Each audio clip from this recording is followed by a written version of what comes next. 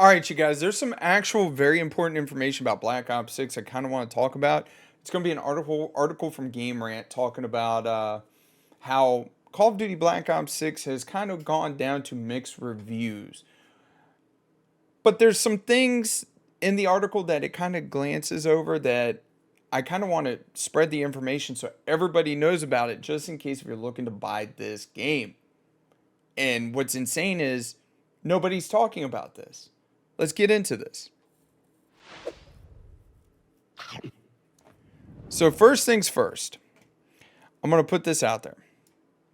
Is that right now I'm looking at reviews from different places. And of course, IGN, the glazers that they are, because they're not real gamers over at IGN, a lot of the people that review games nowadays are not actual gamers. They are not people that play the game. This is just a campaign review. They say the campaign is amazing, which I've heard the campaigns for Call of Duty Black Ops 6 is pretty good. And then, of course, Call of Duty Black Ops 6 multiplayer progress and review. Look, it's just a long article going on and on and on. And I read it. I'm not going to read it here. It's just a bunch of nonsense. I go over to Metacritic,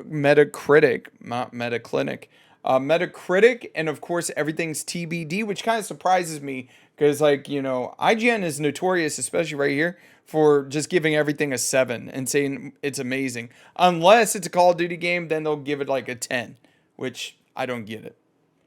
But here's the article in question. Black Ops 6 to mixed reviews on Steam. Makes sense. Like, especially with one of the biggest things that I want to talk about in this. I'm going to also convert this into a short. Call of Duty Black Ops 6 has dropped to mixed reviews on Steam. Its mediocre user score appears to stem from a variety of reasons, ranging from technical issues and zombie mode related grievances to complain about Call of Duty HQ, which that right there is the biggest problem. Black Ops 6 journalist reviews are still MIA, as Activision appears to have significantly limited the number of review copies it sent out, which makes sense, especially if there's technical issues with multiplayer, especially if you're going to release the game basically not finished, It's dropped to mixed reviews on Steam, blah, blah, blah, blah. Okay, so the biggest problem out of everything when it comes to this game is Call of Duty HQ. One of them is the fact that Black Ops 6 is technically a Call of Duty HQ DLC, meaning it contributes to the same playing time count as Modern Warfare 2 and Modern Warfare 3. That right there is super shady. That right there should be the main reason why this game should not be bought on Steam. It shouldn't be bought, period, because they're calling it a Call of Duty HQ DLC, and then your time in Modern Warfare 2 and Modern Warfare 3 is going to count towards it. So if you don't like the game, you don't like the multiplayer, you don't like the zombies like me, because I'm not a fan of zombies, you cannot turn around and return this game. Why? Because your time in the previous two titles counts towards your game time. So you can't return it. And as a result, it's not possible to get an automatic refund from Steam during the platform's 2-hour playtime grace period. Some players label this as a blatant attempt to circumnavigate Steam's refund policies. The other have also criticized the Call of Duty HQ experience, claiming it takes several minutes just to launch Black Ops 6, let alone start playing. And see, that is one problem I do have with a lot of these games, is that you can buy them and go through Steam, but the problem is you buy it, you go through Steam, and guess what? You have to download the goddamn launcher to launch it. Perfect example of that is any Rockstar game. I have to turn around, I have to go and download the launcher for Rockstar if I want to play any Rockstar game. And guess what? The launcher for Rockstar only has like 9 games on it, 9 titles, 8 titles, something like that. But it's still really dumb that I have to download an additional launcher to launch it in Steam, when I don't think that should be a thing. Others have voiced their grievances about the variety of technical problems ranging from performance and network issues to a weird case of the game just refusing to start, i.e. Call of Duty HQ crashing at launch. And that is another problem, including an additional launcher, is that you're going to run into problems where, okay, if X and Y don't communicate with each other, guess what? It crashes and that's it. And on top of that, with this being the third game using Call of Duty HQ, there should be no problems with that, with, launching period. On top of that, the subsequent of the negative reviews have taken aim at the Black Ops 6 Zombies mode, labeling it as uninspiring and shallow, in addition to criticizing its map selection.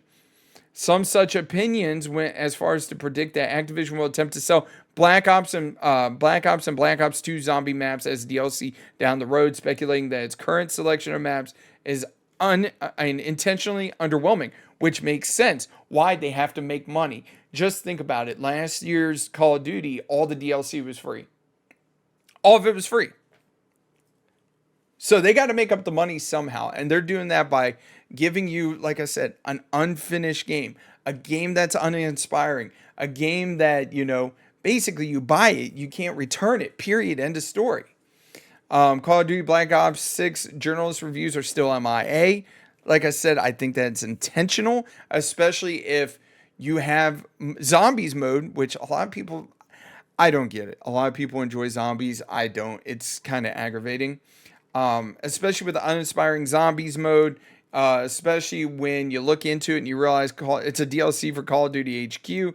That's why there's no journalist review, because they can't let people know. And I guarantee you Activision and Blizzard are trying to sweep this under the rug, not let anybody know. But they're, like I said, when it comes to IGN, when it comes to a lot of these gaming reviews and journalistic gaming companies, they're not real. I was kind of surprised when I saw this in an article. Why? Because usually this is stuff you see on Reddit. You don't normally see it on a Game Rant or an IGN.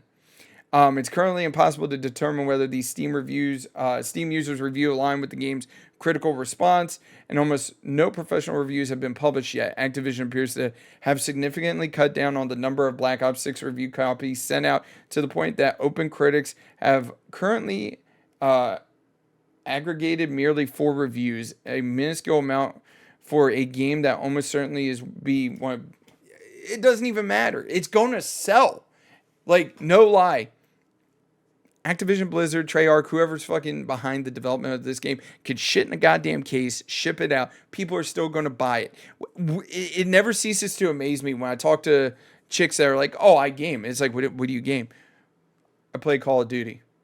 That is the go-to when it comes to anybody that games is, hey, I play Call of Duty. Because it is that big of a franchise. Let's go full screen. I just want everybody to be informed. I want everybody to have a really good idea as to what you're getting into. And the biggest thing is that this is, in my opinion, a massive scam. If you're, go to buy the game, download it, you realize you don't like it, but guess what? You can't return it because it's a Call of Duty HQ DLC.